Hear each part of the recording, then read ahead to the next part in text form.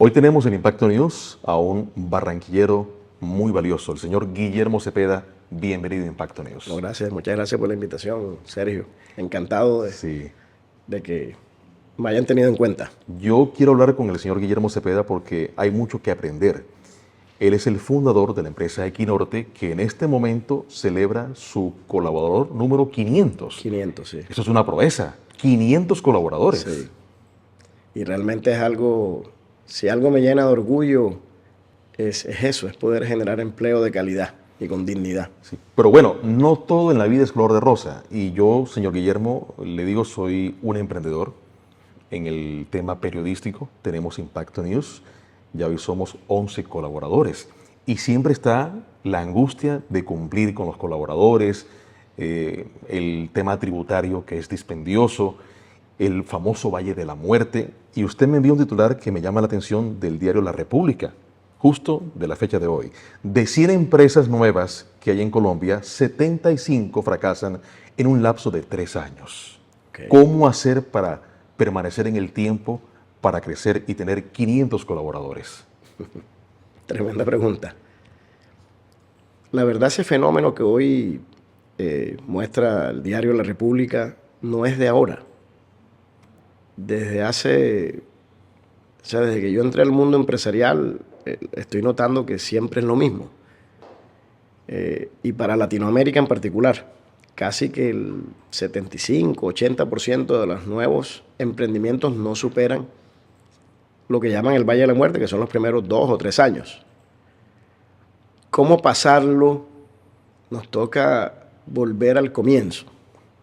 Hay un místico hindú llamado, ya no está con nosotros, Krishnamurti, que lanzó esta afirmación cuando dijo que el final no era más que el comienzo acumulado. Entonces en el comienzo está todo. Y nos toca ir al comienzo, y el comienzo es antes de abrir el emprendimiento. Y antes de abrir el emprendimiento, el emprendedor. Entendamos aquí que el emprendimiento es el objeto y el emprendedor es el sujeto. Este sujeto es la clave para mí. Entonces este sujeto que tiene sueños, que tiene necesidades, él debe de alguna manera explorar una oportunidad, validarla y escudriñar su necesidad. Si no se encuentra su necesidad personal con esa oportunidad, yo dudo de que haya la energía para resistir 3 años. Tú puedes escuchar como el autor de hoy que dice, bueno, sí, se perdió la pasión, pero ¿por qué se perdió la pasión? O simplemente la gente fracasa porque la pasión se apaga, pero ¿por qué se apaga? Probablemente se apaga porque se embarcó en un proyecto que probablemente era una oportunidad, pero no era su necesidad. O sea, hay que trabajar por pasión o por necesidad, o por ambas. Bueno, la pasión es un sentimiento prolongado. Entonces hay que entender, Albert Einstein decía, y ayudó mucho cuando lo planteó y dijo, la voluntad tiene tanta energía como una planta atómica. Ahora, ¿qué es voluntad? Energía para la acción. Y entonces, ¿de dónde proviene la energía que da la pasión? Porque la pasión es un sentimiento que se prolonga en el tiempo, que da la resiliencia y todo eso. Viene de la energía del ser. Entonces, si ese ser, ¿de dónde usura esa energía? De donde él necesita ser gratificado. Por eso es que emprendedor viene también de in, que es dentro, prendere, que significa agarrarse. Entonces, el emprendedor es el que se agarra por dentro como un gato para lograr afuera lo que quiere. ¿Equinorte siempre ha sido su pasión? Sí, definitivamente me ha permitido gratificar gran parte de mi necesidad. Yo tuve un ejemplo muy grande que fue el de mi padre, que fue un hombre que, bueno, que la vida se lo llevó a los 52 años. Yo tengo ya 59, fíjate. Y es de esas historias que vienen de los pueblos, que no estudiaron, que tenían segundo elemental, que los papás los abandonaron, que crecieron al lado de la falda de su mamá, detrás de una máquina de coser, con muchas dificultades. Y él se lo trajo Roberto Rosales, que Ricardo está vivo todavía. Se lo trajeron para un depósito dental como a la edad de 16 años y pues hizo carrera allí desde mensajero hasta ser administrador, hasta montar un negocio de ese tipo y logró ser muy exitoso. Y mi desafío siempre fue como emularlo, como él no pudo verme, no, él se fue cuando yo tenía 20 años, pero siempre pensé que su obra debía seguir. Pues no fue a través del negocio que él fundó, pero bueno, Equinorte me dio la oportunidad de demostrarle donde esté mi padre en este momento, de que podía ser capaz. Y se lo pregunto porque yo quisiera hacer como una correlación, que sea un ejemplo para todos los que nos ven a través de Impacto News. En lo personal, el periodismo es mi pasión. Okay. Y yo deseo que sea lunes para estar aquí con mis compañeros y hacer noticias. Quizás es lo mismo suyo. Su familia lo quiere en casa, pero usted, Equinorte, lo sacan a la fuerza de Equinorte. Equinorte para mí es una familia extendida. Pues. Exacto. Usted está a punto de sacar un libro que nos ha adelantado, y le agradezco, las 12 llaves para el desarrollo de negocios sustentables. Okay. Habla de la primera, que le hemos comentado, necesidad y oportunidad. La segunda, con alguien que te ame y crea en ti. El camino al éxito es más fácil. Sí, imagínate que acabo de leer un libro, pero no recuerdo el autor, en Estados Unidos. Los 50 líderes de las empresas más grandes de Estados Unidos, 42 de ellos mantienen matrimonios estables. Definitivamente hay una fuerte correlación. O sea, no basta, a pesar de que uno identifique su necesidad, haya una gran oportunidad, el camino es duro. O sea, el tema emocional es fundamental. Yo por eso le doy más peso a la inteligencia emocional que la racional. Y es importante que uno esté acompañado. O sea, su pareja debe estar acorde con esa pasión laboral. No sé si acorde, pero estar ahí. O sea, tú sientes que está ahí siempre para la subida, para la bajada, para apoyarte, para escucharte, sobre todo para escucharte. Yo no creo que solo es muy difícil. Sí. Bueno, dime con quién te asocias y te diré cómo te va. Hay que hacer sociedades, hay buenos socios, malos socios, lo mejor es uno solo o se crece más rápido con un socio.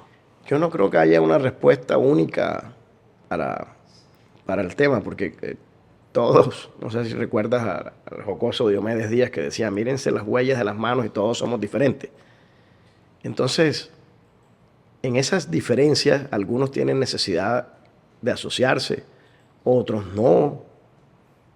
Es como cada quien se sienta. Pero, por ejemplo, particularmente yo soy una persona que siempre necesité de trabajar en equipo. Siempre he requerido un equipo para avanzar. Entonces, para mí era importante una sociedad. Ahora, ¿cuál es el perfil del socio? Ojalá los emprendimientos en América Latina, si quieren perdurar en el tiempo, tienen que tener una mirada de largo plazo. Pero en América Latina no es así. De pronto alguien hace un buen negocio y ya compró la primera 4 puertas. Y después tiene que cerrar. Eso no pasa en Japón, por ejemplo. Entonces, si uno va a hacer una sociedad, pues tiene que buscar un socio que tenga una mirada de largo plazo, que no esté pensando en... Y uno tiene que buscar socios que lo complementen a uno o que tenga fortalezas que uno no tenga. Por ejemplo, si uno no tiene fortaleza financiera, entonces buscar un socio que tenga fortaleza financiera. Que sea cuando los emprendimientos empiezan, esto lo sabía yo porque venía de la banca, no le prestan dinero hasta que pase el segundo año. O sea, los mismos bancos determinan que si no ha pasado el Valle de la Muerte no es sujeto de crédito. Entonces tú tienes que buscar socios que tengan una firma, algún tipo de garantía para que te den una mano. Porque es bien importante el tema de financiación. ¿Y se puede crecer sin los préstamos del banco? Se puede crecer sin los préstamos de los bancos más. O sea, cuando uno va a la universidad y ve la contabilidad, entonces lo que está a la izquierda es lo que uno tiene y lo que está a la derecha es lo que uno debe. Pero si tú montas un negocio, necesitas lo que está en la izquierda, necesitas unos activos, algo, y lo que está en la derecha es cómo financias lo que está en la izquierda. Si tú empiezas un emprendimiento y tienes mucho dinero, pues tú no necesitas a los bancos, ni necesitas a socios, ni necesitas a nadie. Pero eso no es lo usual. Eso no es lo que uno ve. La realidad no es que haya gente con la capacidad de financiar todo lo que requiere un negocio. Por ejemplo, en el caso nuestro, que es como el mejor ejemplo, Equinorte, que es una empresa de alquiler de equipos y maquinaria de construcción, es una empresa de capital intensivo, o sea, es fuerte. Y nosotros empezamos con un capital de 20 millones de pesos hace 28 años. Eso no daba para mucho. Y entonces, ¿cómo crecimos nosotros? O sea, nosotros montamos un plan de inversiones para personas que tuviesen interés en invertir en el corto plazo. Entonces, venga, si usted tiene un dinero, yo le compro una máquina, se la administro. Y hay muchas personas que están interesadas no en tener un negocio de largo plazo, sino que tienen una necesidad de pronto de una inversión en el corto plazo. Y yo lo llamé subarriendos, o sea, tú me entregas tu capital, o algunos tenían máquinas ociosas, y entonces nosotros comenzamos a recibir equipos de terceros, y casi que en los primeros 10 años de Equinorte, ese capital con el que nosotros fuimos creciendo, casi un 80-90% era de terceros. Entonces no era propio. Hoy persisten algunos de esos inversionistas porque es el pasivo más costoso que tenemos, pero si no se quieren ir por agradecimiento, Claro. y muchos de ellos son familiares. Si quieres ir a la cima de una montaña, ve y pregunta quién viene bajando Bueno, de este es ella. un dicho zen budista, porque hay que decirlo. Y yo no creo que uno deba empezar un negocio sin haberle preguntado a quien ya lo había logrado o a consejeros expertos en los diferentes temas. Entonces, fíjate todo lo que hay que integrar antes de abrir cualquier negocio. Y esto seguramente tú no lo habías escuchado antes. La gente dice, no, fracasó por falta de liquidez, no, fracasó porque no hizo un estudio de mercado, no, fracasó porque no hicieron un plan, o fracasó porque se acabó la pasión. Pero realmente escudriñarse si mi necesidad estaba en sintonía con la oportunidad, si estaba bien acompañado, si busqué un socio afín a mis propósitos, a mi personalidad, que me complementara, que me ayudara, si tenía mentores expertos, porque uno no se las sabe todas.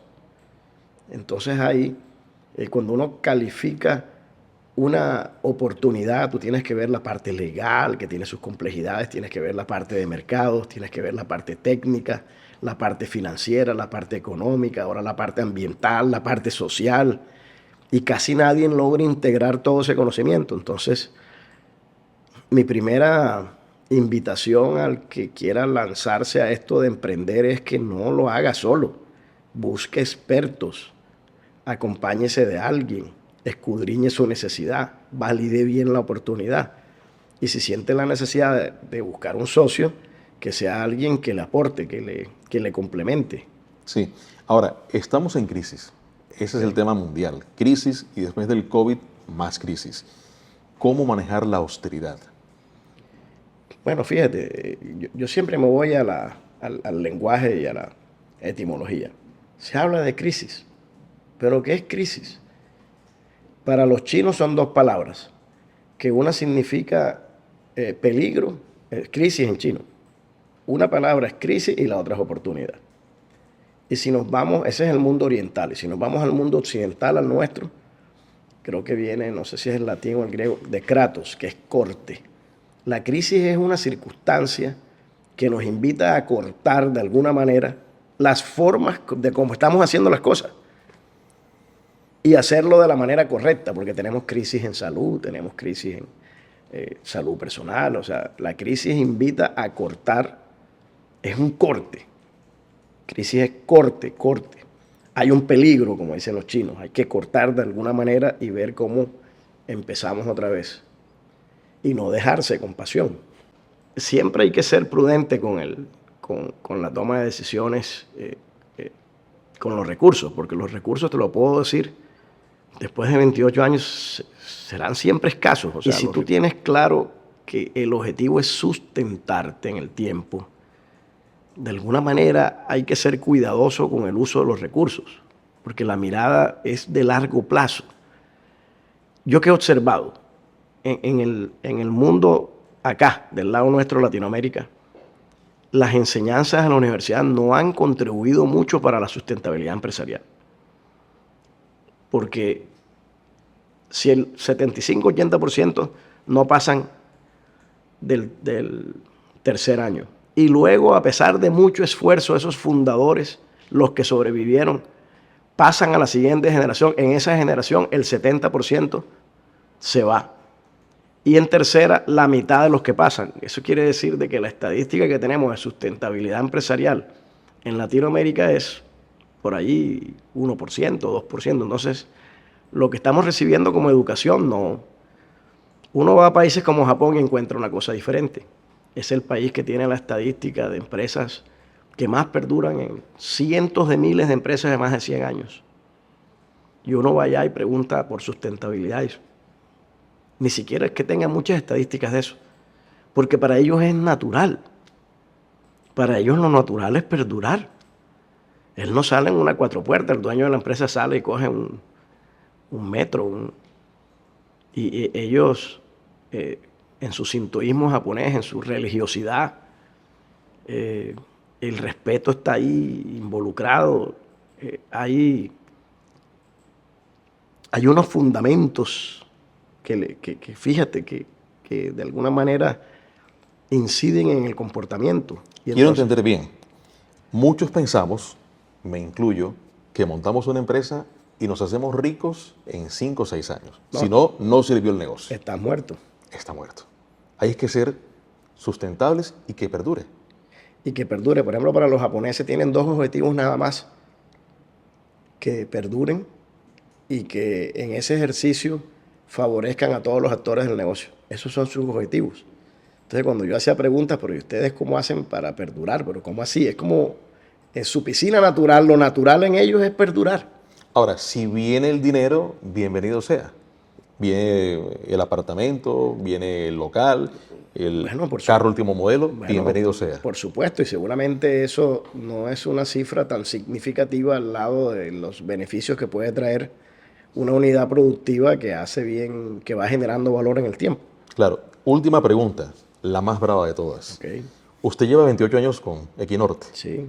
¿Cuánto visiona que le falta para pasar a la segunda generación esta empresa? Bueno, nosotros estamos ya en el proceso de transición. Fíjate que en las 12 llaves que yo identifico para la sustentabilidad hay una que es la transición entre la primera y la segunda generación. Y definitivamente hay que hacerla para sentar las bases de la filosofía que nos trajo hasta acá. ¿Le da temor que se desmorone el castillo que usted con mucho esfuerzo construyó en 28 años? No estoy pensando en eso, pero sí sé que se va a desmoronar si no sentamos la base de la filosofía, de la transición, del gobierno corporativo, de qué es lo que se espera en esa generación. Porque ya sabemos, el 70% no lo logra. Y fíjate, Sergio, que es la mayor prueba de lo que yo afirmo, de que en la primera generación la clave la tiene el sujeto. Porque cuando ese sujeto fundador no está en la segunda, 70% de las empresas se quiebran. Pero ahora el sujeto tiene este desafío de organizar la transición de tal manera que ahora no sea él, sino el objeto, o sea, la empresa, la que logre perdurar, porque ahora tiene una filosofía que fue lo que yo encontré en Japón. Las empresas tienen una filosofía y hay un legado y un respeto, casi que veneran a los fundadores. Claro. Entonces, ¿cuánto es el Valle de la Muerte? ¿Cuántos años? El Valle de la Muerte para el primero tiene que ver cuando uno arranca, ese es el más duro. ¿Cuántos años son? Entre 2 y 3. Yo estoy en 5. ¿Ya me salvé del Valle de la Muerte o en el límite?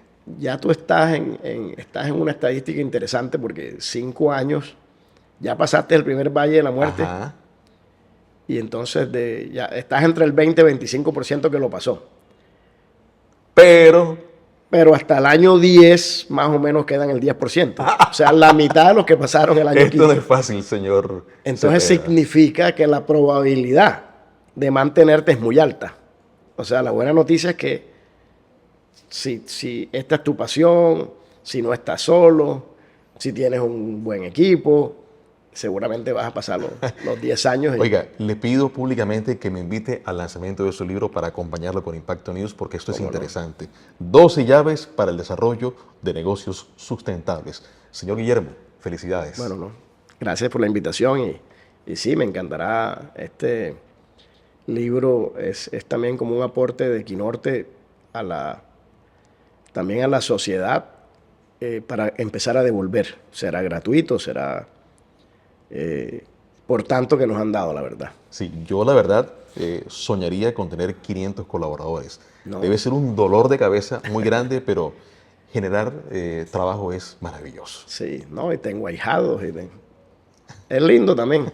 De todo, hay de todo. Impacto Es News. una gran familia. La noticia desde todos los ángulos.